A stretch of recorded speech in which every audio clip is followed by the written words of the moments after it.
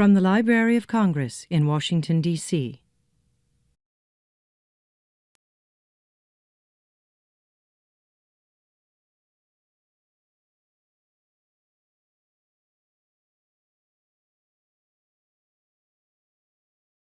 Thank you for coming. My name is Jennifer Harpster. I'm a reference and research specialist here at the Library of Congress with the Science, Technology, and Business Division. I'd like to welcome you to today's program, How Community Gardens Can Save America. It is my great pleasure to introduce today's speaker, LaManda Joy. LaManda is no stranger to the Library of Congress. In 2010, she visited the library's Science and Business Reading Room to conduct research on World War II victory gardens. She then returned in 2011 and presented her research in the program Chicago Victory Gardens yesterday and today. And if you're interested, you can watch those recordings on the library's website or the YouTube channel. So LaManda wants to inspire everyone she meets to grow their own food. She is an author, a national speaker, award-winning master gardener, and considered the best urban farmer in Chicago. Inspired by the massive World War II Victory Garden movement, she founded Chicago's Peterson Garden Project in 2010. She has served on the board of the American Community Gardening Association. She speaks at national conferences, garden shows, festivals, libraries, and has appeared on PBS and other media outlets. And she was also featured in the documentary Food Patriots. She collaborated on a 2013 book called Fearless Food Gardening in Chicagoland, a month-by-month guide for beginners. And she recently published with Timber Press, Start a Community Food Garden, the Essential Handbook. And copies of the handbook are available for purchase outside the room. And afterwards, LaManda can sign copies. Like I said, we are so happy to have LaManda return to the library to discuss her new book, but also to share a message that she believes to be critical for the American cities, suburbs, rural areas. And that message is how community gardens can save America.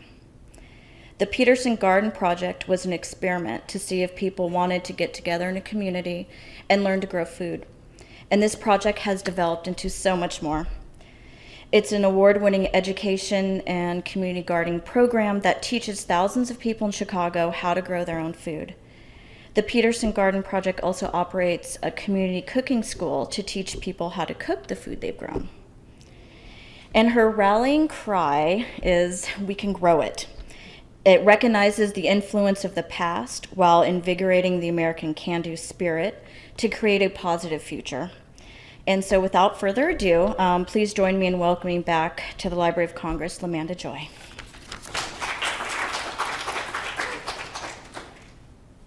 Well, thank you, Jennifer, for that great introduction.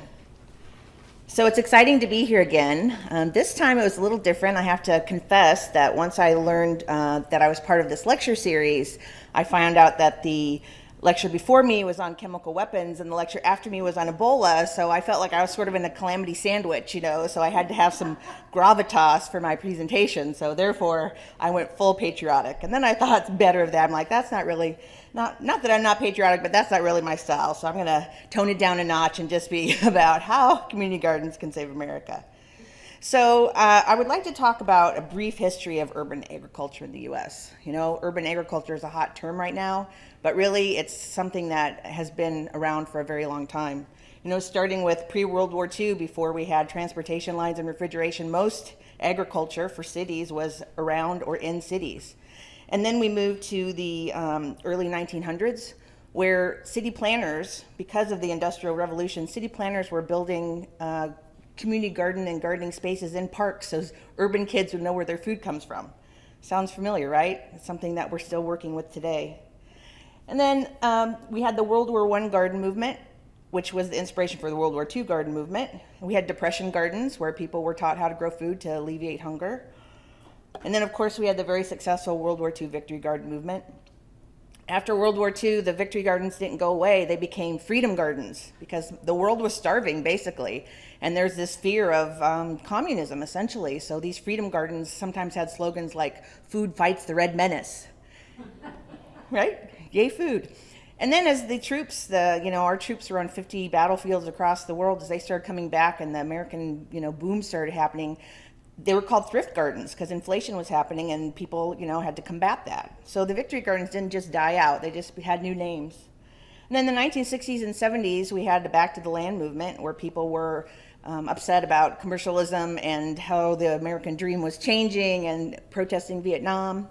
And in the 80s and 90s, we had this sort of slum busting movement where, the cities had been sort of disenfranchised as everybody had moved to the suburbs, and people were using community gardens to make their cities a better place.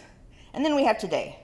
And today's a combination of a lot of those things. A lot of the themes that we've seen in the past are present in the current urban ag movement. So I said urban ag, but what I really want to clarify is what I'm talking about today. A lot of things get lumped together in this urban ag idea. So you have community gardens, school gardens, and urban farms. So starting with urban farms, I'm going to just give you my definition of how all these things are exactly the same but different. Urban farms generally are a few people providing for many. There's usually a job training component or a job creation component. There's a financial model. We're growing something, we're selling to somebody. It's great, it's part of the local food system, it's a very important thing. School gardens generally are built from a curriculum perspective. They're meant for the kids to learn something, biology, where food comes from, etc. They're not necessarily involving the community, although they do involve communities of parents in the school community. And then we have community gardens. Now, community gardens are an environment where people are together. There's generally no economic benefit to it. People are either using it for their own use or they're growing it for other people, but there's no financial incentive. If I had $1 for every time someone asked me where we sold our produce from our community garden, then I could retire, because these terms are very confusing for people. But I want just to be clear, what I'm talking about primarily today is community gardens. Before I get too far down the path, I would like to tell you why you should listen to me on this topic. First off, I have greatest generation parents. This is my parents. They moved to Oregon after World War II. In 1946, that garden you see behind them was my great-grandfather's garden. Just a few years earlier, it was a victory garden, but the war was over, so now it's just a big garden. My dad there learned to garden from my great-grandfather, and he in turn taught me.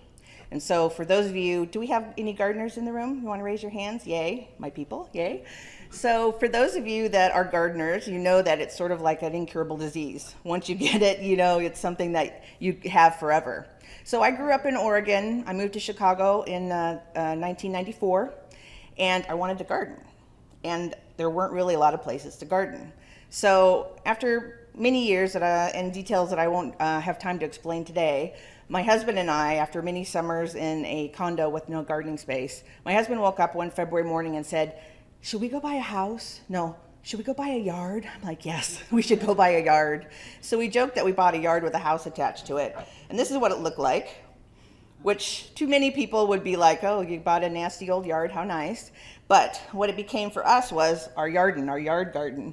It's really a miracle to find a lot in Chicago that's not shaded by 100-year-old trees or has an apartment looking into it. So it's kind of a rare thing in the city proper. So the next year, this is what it became. So this is all organic. It's raised beds. We have espalier fruit trees. We grow all open pollinated varieties. It really became, my gardening happy place. And so that alleviated that problem that we were having every spring of nowhere to garden.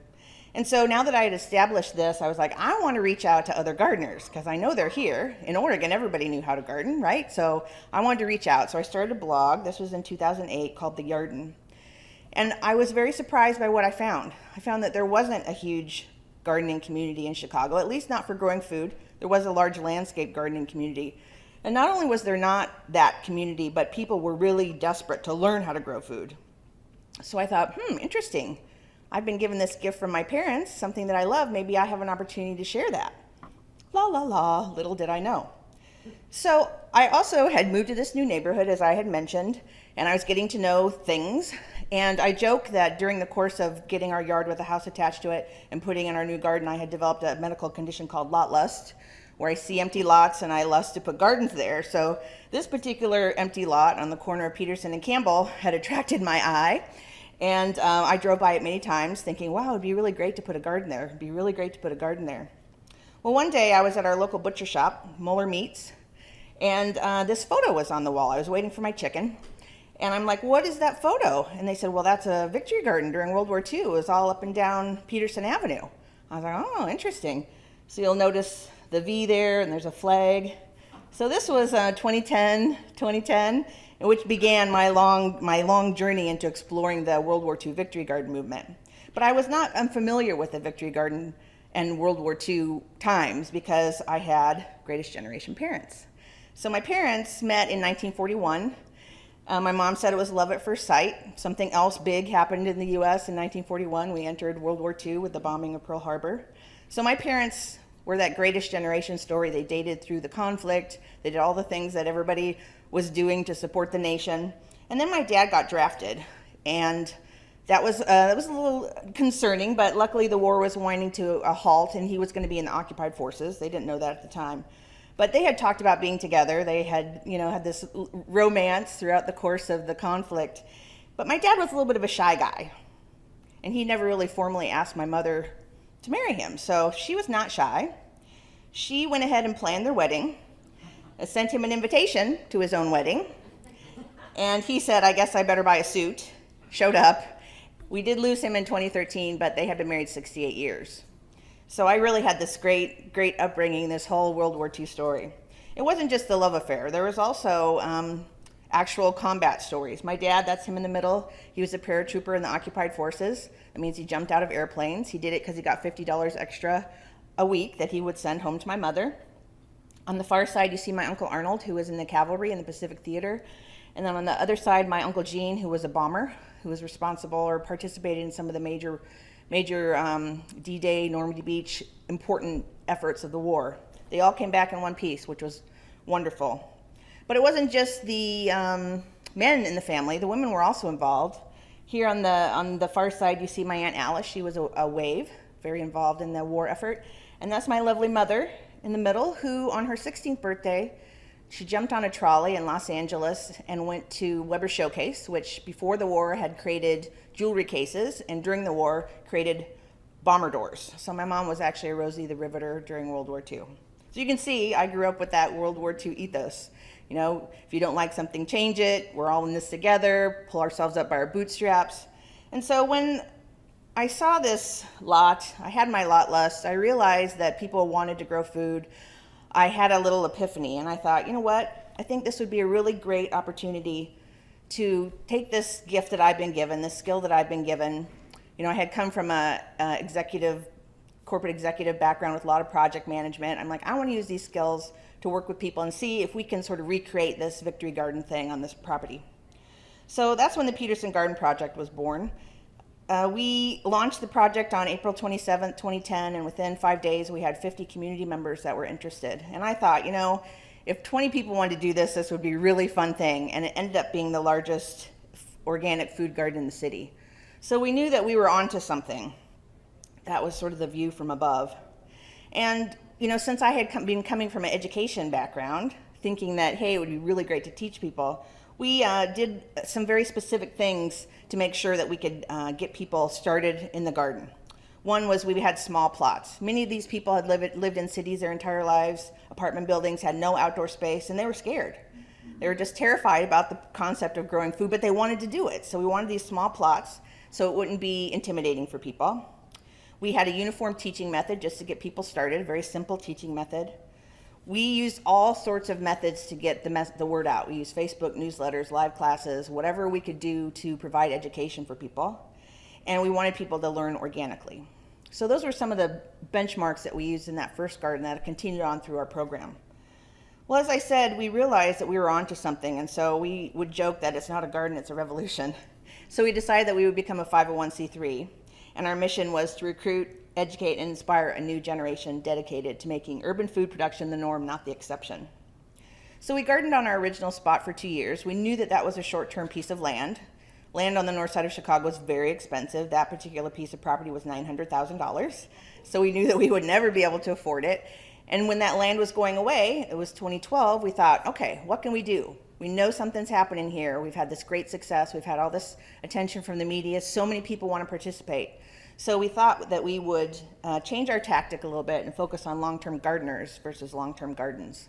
And so what that means is we my lot lust is contagious, and so it spread to many of my team members and gardeners, and we had been eyeballing different pieces of property on the north side of Chicago within close proximity to that original garden.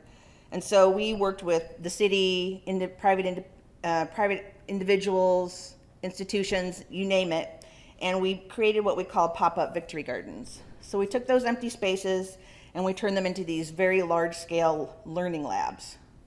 You'll notice that the methods are all the same, the garden beds are all the same. We did that on purpose so we could think about scale. How could we scale this and be sort of a model for the rest of the city? So this is where we've ended up now, going on to our sixth season, and this has changed so much since 2011 when I spoke here the first time, because we only had the one garden and all of this was in the future. But we have 8 large gardens on the north side of Chicago. We have almost 4,000 gardeners, many of whom we have taught, most of whom we have taught, I would say. Last year we had 1,000 volunteers provide 3.5 full-time employees worth of time. So it's very much a community project. We can never do it without it being one big happy family. We have a donation program where we donate, we have these plots we call Grow to Give. 5% of each garden is dedicated to that. And our gardeners or volunteers come and they help, they grow food, and they donate it to a food pantry related to the community where the garden's at. That's also very exciting. We have a full-blown educational program that lasts year-round. We have live classes, all sorts of stuff. I'm not going to get into that too much. You can certainly grab some material about PGP on the way out. We have a learning center, and because we have nothing better to do, we decided to start a community cooking school last year, because what happens is when people get interested in growing food, they get interested in cooking more. And if you're a gardener, which some of you are, you realize that if you buy for a recipe, you buy your 12 things, you cook them fine. Here's my good meal. If you're cooking from a garden, you walk outside and go, wow, holy cats, what am I going to do with all that? So it's a little bit different cooking methodology than what we generally are taught. So we started the cooking school last year, and it's been very successful. So that's just a little bit of a little bookended version of Peterson Garden Project and how I got into this world. But meanwhile, in the rest of the country, there's so much going on with the community garden movement.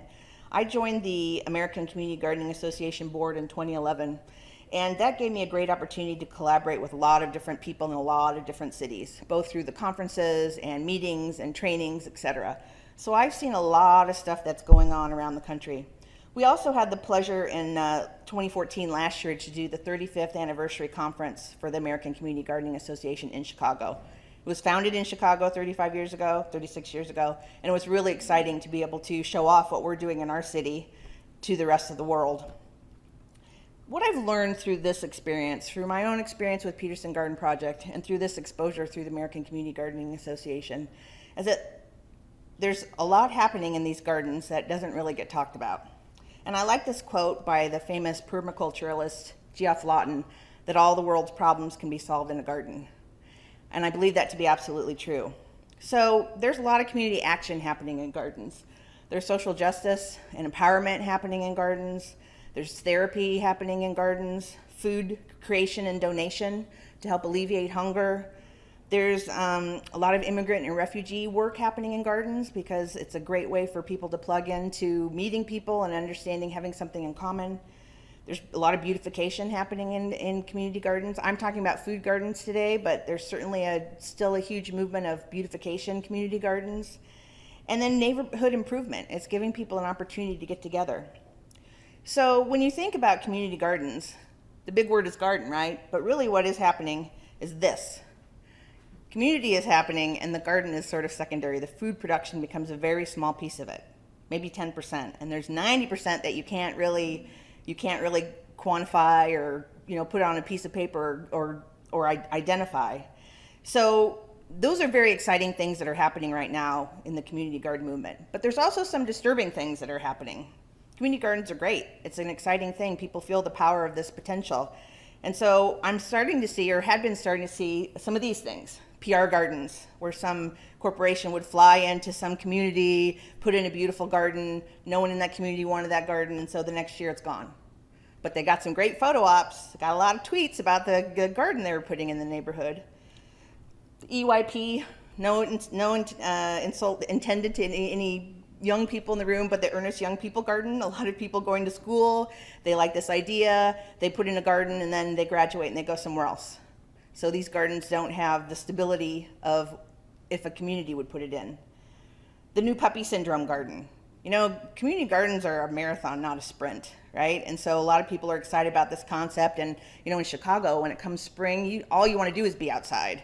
So people are very excited about building gardens, but they don't realize about the maintenance that goes on and what it takes from a community perspective to make that happen. And then those people need help gardens, where some problem is happening somewhere else outside of your neighborhood, your community. Oh, let's go help those people. Those people may or may not want to be helped. You know, you may not be part of that community. So those gardens don't necessarily happen the way good-natured people intend them to happen. So this is what it looks like for these sort of disturbing trends. It's all about the garden. It's not so much about the community. So that motivated me in 2013 to start working on this book, start a community food garden, the Essential Handbook. When I started the Peterson Garden Project, I would have loved to have a book like this because I made a lot of mistakes and I didn't want other people to make a lot of mistakes. And so I thought to myself, well, why on earth has no one ever written a book like this? And then once I started to write it, I realized why no one has ever written a book like this, because it's such a big subject and you can't really address all the reasons why people start community gardens, because they're all various and important and unique to each community. But you can think about the pieces of a community garden, the organization that's required, the community building, the legal structure, all of those things. So that's really what this manual was about, in the hopes that when other people want to use community gardening as a method to make change in their communities, they would have somewhere to start. So here's my community garden / USA salvation equation.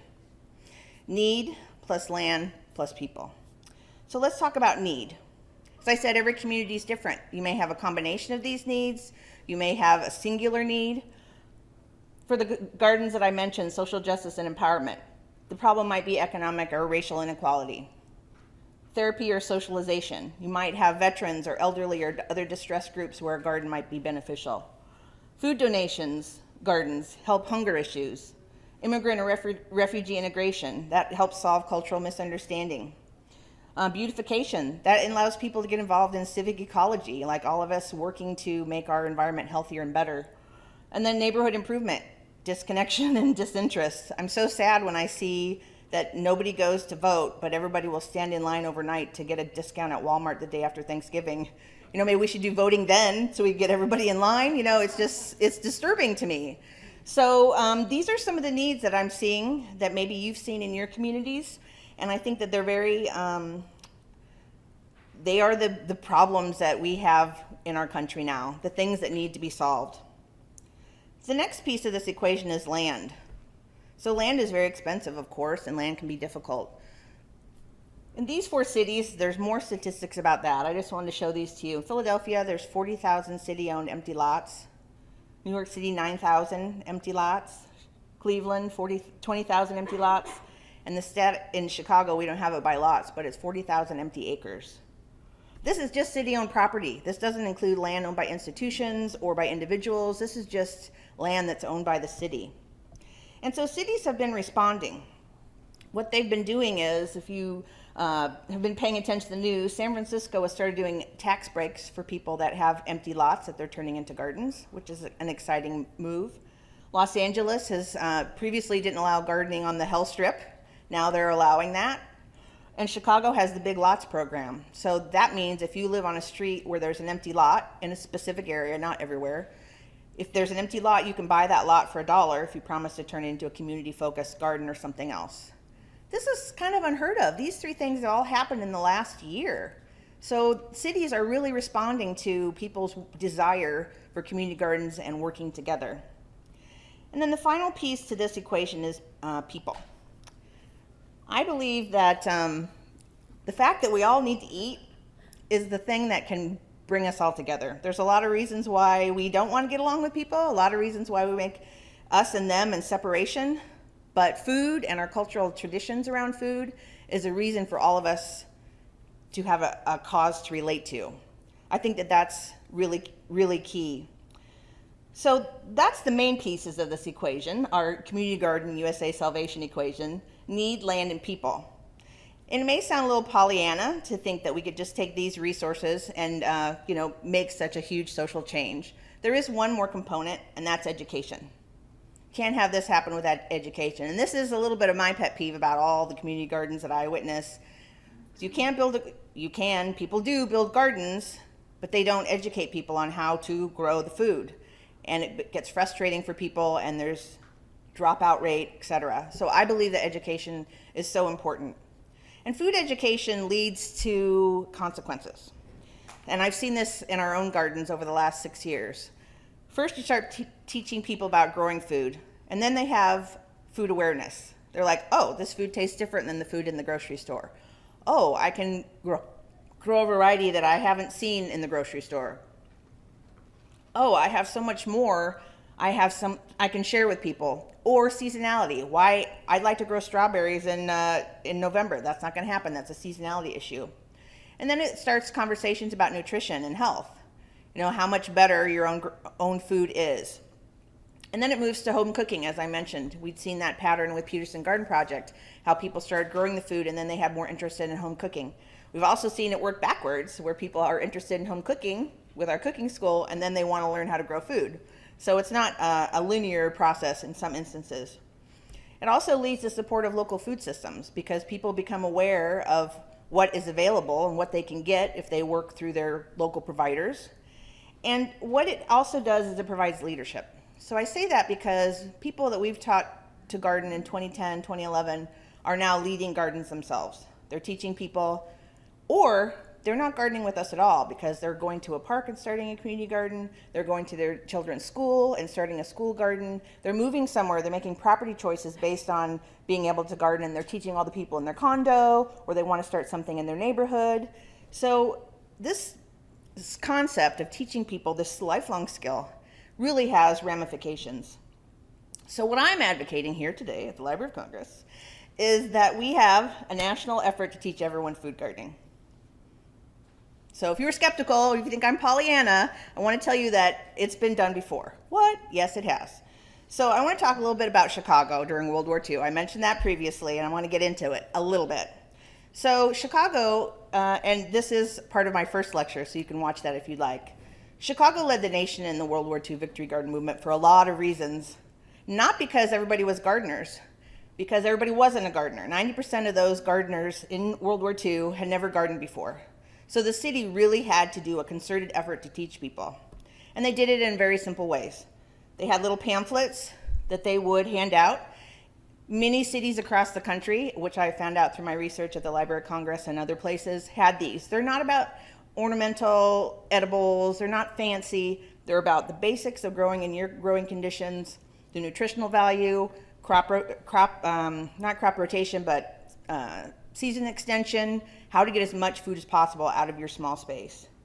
They also provided plans. So this is a plan for a family of 5 with that size plot. There are all sorts of plans available with very basic instructions to get people started and keep them moving.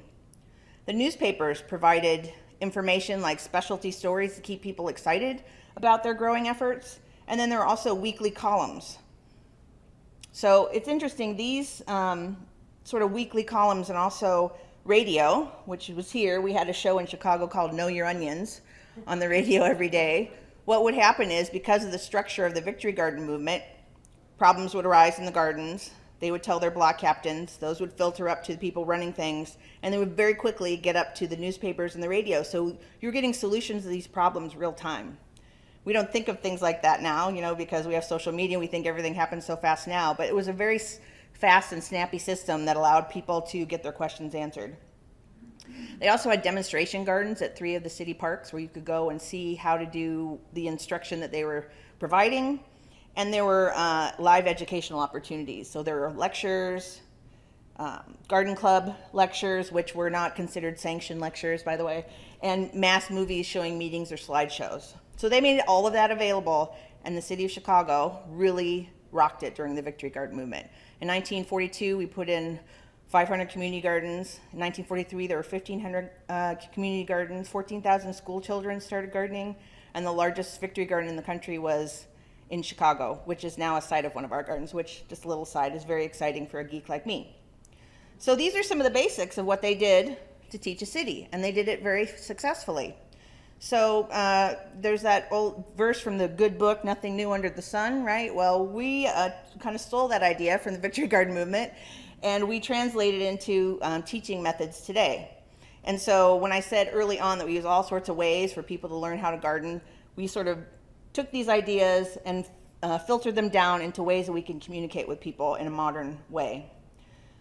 In 2013, we wrote Fearless Food Gardening in Chicagoland.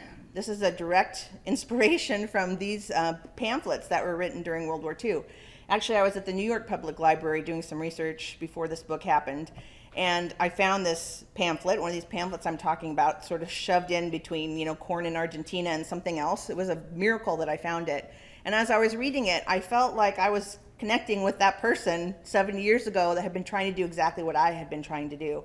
We actually borrowed some of those ideas, some of the charts they used, some of the ways that they talked about it, and we made this book, which we've been using in Chicago to teach people. Recognizing that we live in a different age, we also created a series of videos called The Garden Minute. As I said, it's hard to reach a lot of people, in a specific way, so everybody has their mobile phones, so we figured we'll just make that information available. If they're in the garden, they have a problem, they can just look on their phone and get the instruction they need.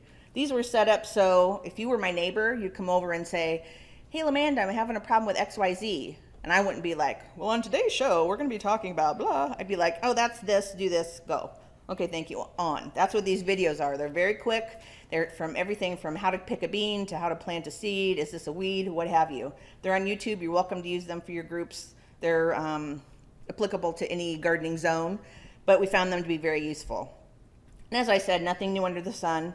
Actually, the USDA released this document in 1943, how to do a victory garden campaign in your city. Part of this was because of the success of the World War II victory garden movement in 1942 in Chicago, which I get very excited about, but I won't go into now. But I was inspired by that to create this book, Start a Community Food Garden, the Essential Handbook. So this is what I have to say about how community gardens can save America. We have a historical precedence.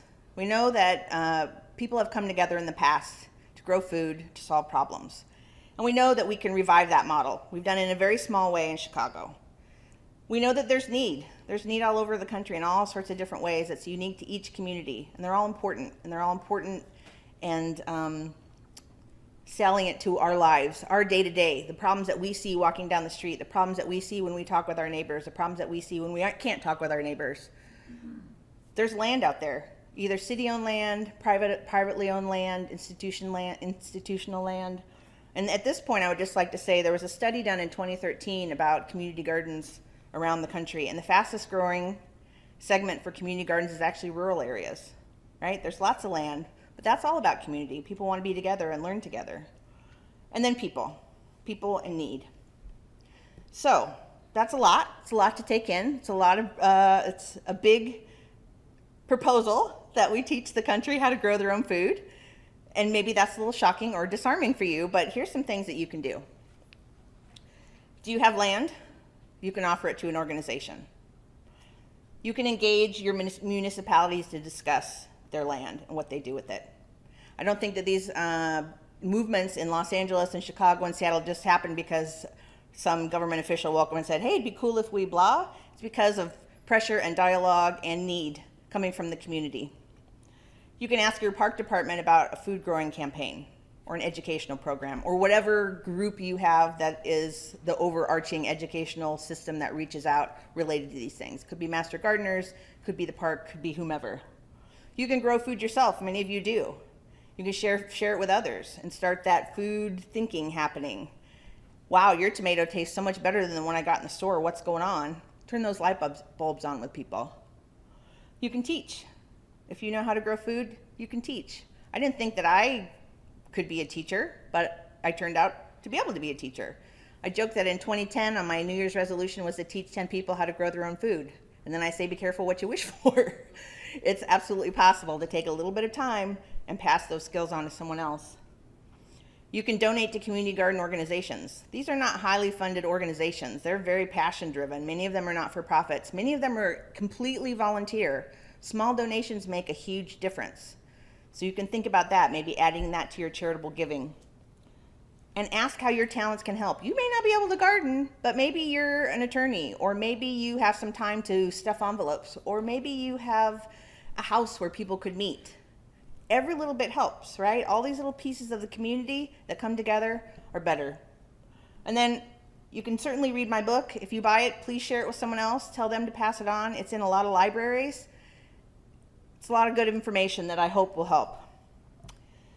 So, I'm drawing to my conclusion now. You know, for those that have come before us and those who come after us, we inherit the world and we leave an inheritance. My small but precious inheritance was Greatest Generation parents who knew what they were talking about when they said things like, if you don't like something, change it. Less talk, more do, honey. And we're all in this together. But if my dear parents aren't enough to motivate you, I would like to bring up JFK, who said one person can make a difference and everyone should try. So today in our nation's capital, I'm saying that you all were all just ordinary people. Ordinary people together can do extraordinary things. It's happened before and now it's our turn. Together, we can make the newest chapter in our country's urban agricultural saga a lasting and meaningful one, something we can look back on with pride as the inheritance we leave for the next generation. We saw our problems and we solved them with what we had on hand: land, education, and caring for our community. And why? Because we're all American, we're all eaters, and we're all in this together. So that is how community gardeners can save America. Thank you.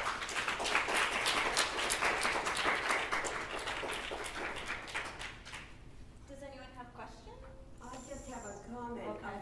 You're a fabulous, fabulous speaker. And I'm so sorry that we didn't go through the congressional liaison because I know Congress is interested in this, and I bought one of the books for Earl Blumenauer of Portland because he's very interested in community gardens. But when our early ancestors, when the people were doing the Continental Congress was meeting, and they all got at each other's throats, Thomas Jefferson took them over to Bartram's garden, and because he thought walking through the garden would sort of temper them down and being outdoors, and that's a really true story. And he was right. Absolutely. Thank you for your comments. Yes? I was in your talk last time around, and Oh. I was very impressed with the progress you made. Have you reached out to Mrs. Obama, because she first term she was really into this, and she'll be excited to hear your stories. The question is, have we reached out to Mrs. Obama about this story? We tried. Yeah, she's a busy lady, but her book, American Homegrown, actually quoted some work in Chicago with one of our partners that we work with, Neighbor Space. So she's really aware of what's happening in Chicago. It'd be great if she were here. Of course, I'd love that. If anybody knows her, tell her to give me a call. But any other questions? Yes, sir. I have a couple different ones. One is interesting. You never mentioned USDA in the modern realm, which I thought was interesting. In some states have much better urban extension units than others, but the reality is you're an incredibly unusual person, and I know this because I'm not dissimilar. In my experience in DC, the gardens are internally focused. People aren't interested in developing a broader approach to civil society and developing an intricate structural approach and system. I never heard the phrase civic ecology before, and I've been reading and writing about this stuff for 15 years. So I'm not going to say it's unique necessarily, but it is because most people don't take this kind of approach. And that's, I guess, why it has more legs, because, the point you make about the greatest generation and the can-do and that, and now, mostly government, and I think of government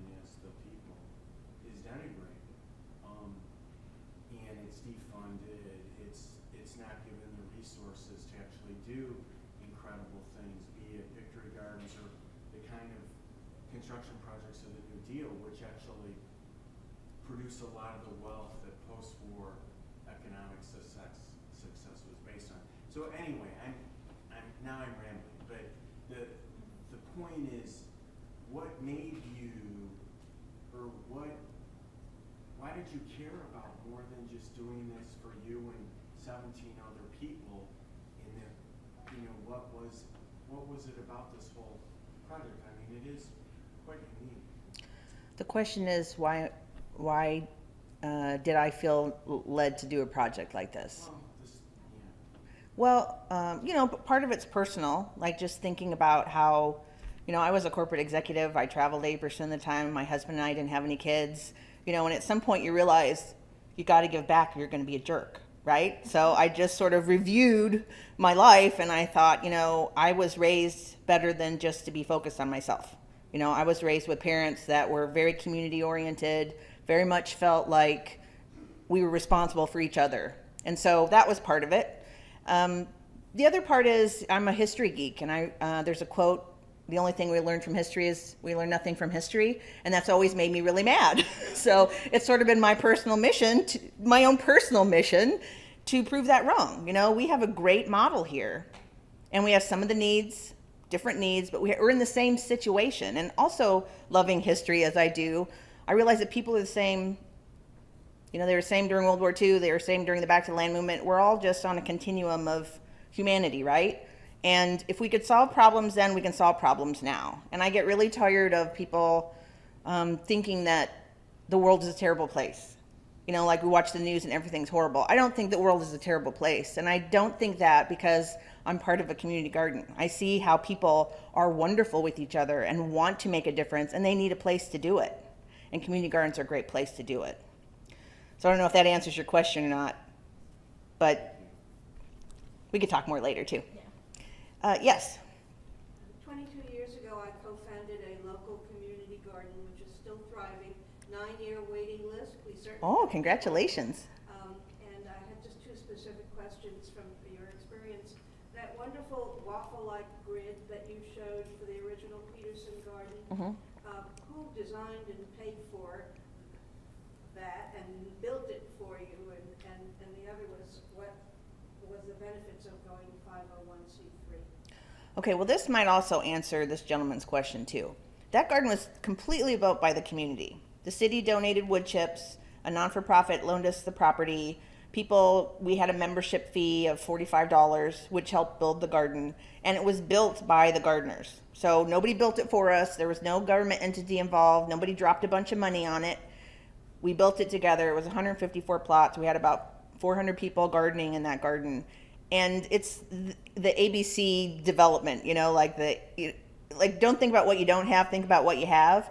Sort of like the Little Rascals, like my dad's got a barn, my mom can sew the curtain, like you just get together and put this vision out to people, and people are smart and they like that. So nobody did that for us. And the organization has been self-funded, throughout that. And that was the logic for becoming a 501c3, because we knew that this was an idea that had legs and we wanted it to get bigger, and we knew that we couldn't just do that on membership fees. So we have, become a 501c3 and do all the normal channels that 501c3s do to get funds, which we could probably talk about later. I'm not sure that that's of interest to the general audience. The point is, you're more than just one garden. You're a network. The It's in a system for, so, one little plot doesn't maybe need to be incorporated, but you're a system. A system, but It's different. yeah, and the really important thing is we're about education. Like I get dinged sometimes, about speaking about community gardens because our gardens come and go. We have them for 2 or 3 years. We find a new piece of property, we move the garden. It's really, really about education. And then that education has legs that stretch out to other applications. So, when I started Community Food Garden, I talk about the difference between our gardens and other gardens, but we also have case studies about organizations around the country that are small but thinking big. and some that are small, and it's fine just to be small and serve that situation. But there's a lot of mission-driven stuff out there, and I think that that's one of the keys to success with any program, is to have a reason for doing it and making sure everybody is bought into that reason, the community is involved in that reason, and then you move forward. Because then it's so much more than just, we need to come pull weeds. It's, we need to come work together because of XYZ, because we're, helping inequality in our neighborhood, or we're helping people that may not have access to fresh food, or whatever that is.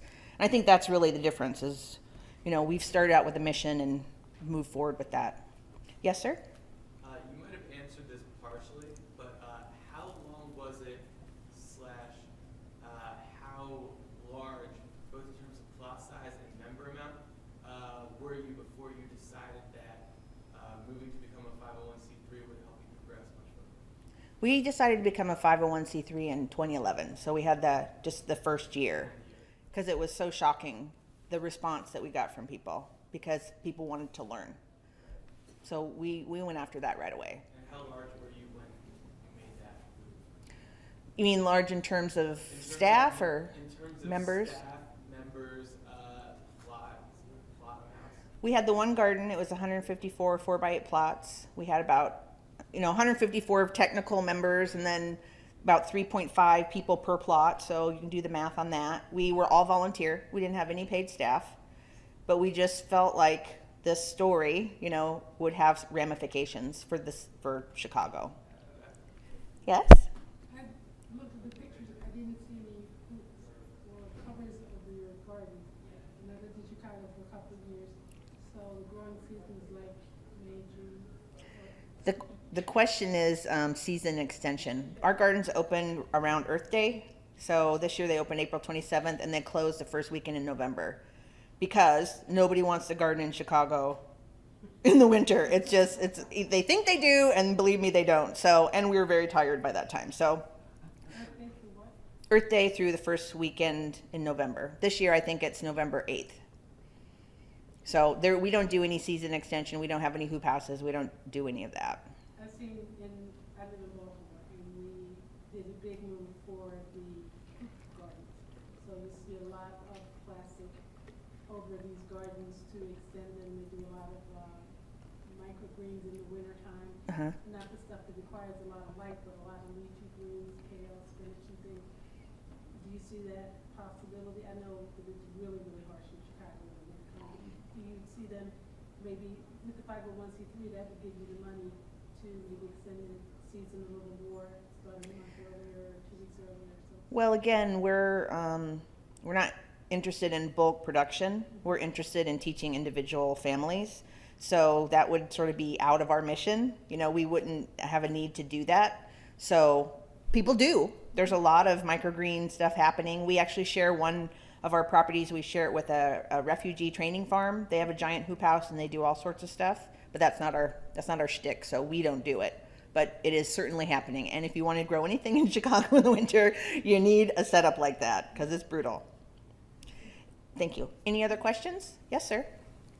Speaking of brutal, I spent some time in Russia in urban areas, and you can't go anywhere in that environment without seeing a lot of season extending stuff like hotbeds and cold frames, and the use of even manure as a source of warmth. Yeah.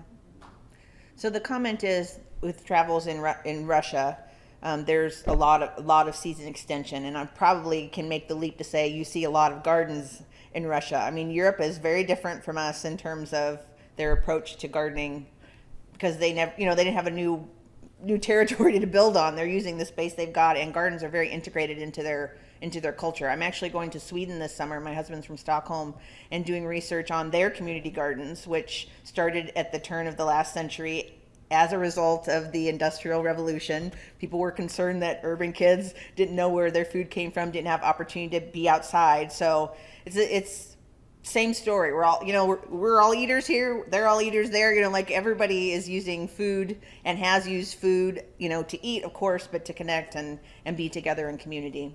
Thank you for the comment. Yes? So this kind of related to his question,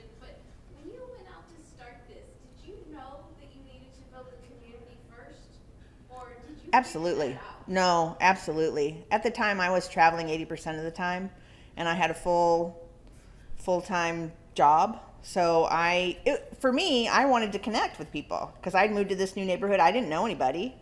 And I had come from a background where community was everything. We were very religious growing up, but that was it. You weren't, you were your family, of course, but you were part of something else. So I wanted that. And so I knew that had to happen. One, because you can't have a giant garden without a community of people to tend to it. It's just going to be a big failure.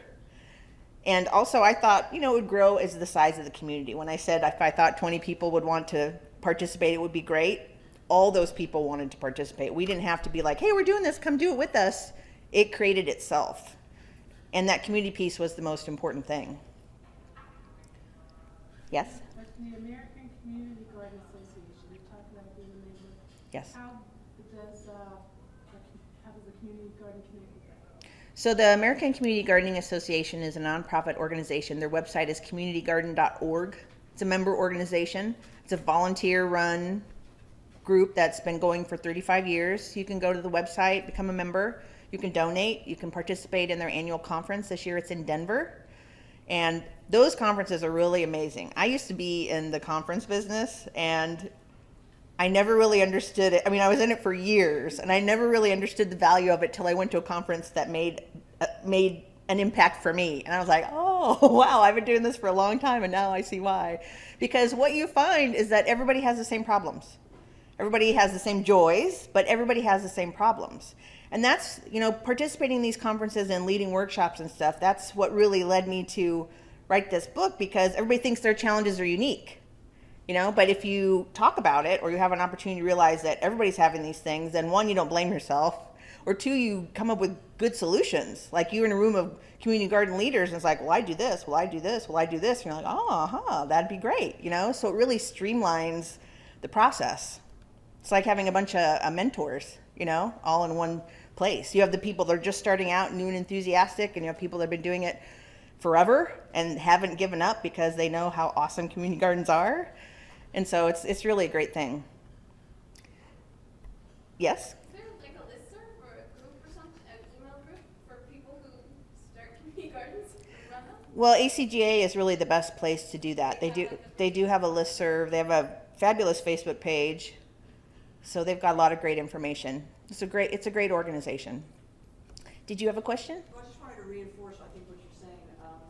I was on a waiting list for a community garden in my neighborhood. It's run by the city, and it was like a 4 or 5 year waiting list, and it was very, very frustrating. And I went to my church in Arlington, and they had a large plot of land, and I said, can we start this? And we started it. It's small, but we raised potatoes for the food bank. Past weekend we had a blessing of the worms. Oh, I love that, the blessing of the worms. That's great. For our Sunday school children, Vacation Bible School, they use it. I only have a 4 by 8 foot plot there. I finally made it on the waiting list at the other community garden. I have a 20 by 15 plot, but I tell you, I'm much happier with my church community garden rather than a place where it's just I feel like I'm renting land. Mm-hmm. Houses of that's really so thank you. Houses of worship are a great venue for community gardens because there's already a need. They're already ministering to somebody, no matter what faith it is. There's a motivation and mandate to help others. So you have that need. There's usually land. Even in urban areas, churches seem to have houses of worship. It's not just churches. Everything seems to have a little bit of land, and you've got people. You've got a group of people that are already sort of bought into the mission of what you're doing. So I think houses of worship can really be, sort of the tip of the arrow for some of this community garden work. And I've actually worked with a couple churches or, ecumenical groups to talk about, how community gardens can start and be maintained. So thanks for that comment. That's fun. I think we're... Yeah, I think there's another lecture after this, so. Okay, we got to move along. This has been a presentation of the Library of Congress. Visit us at loc.gov.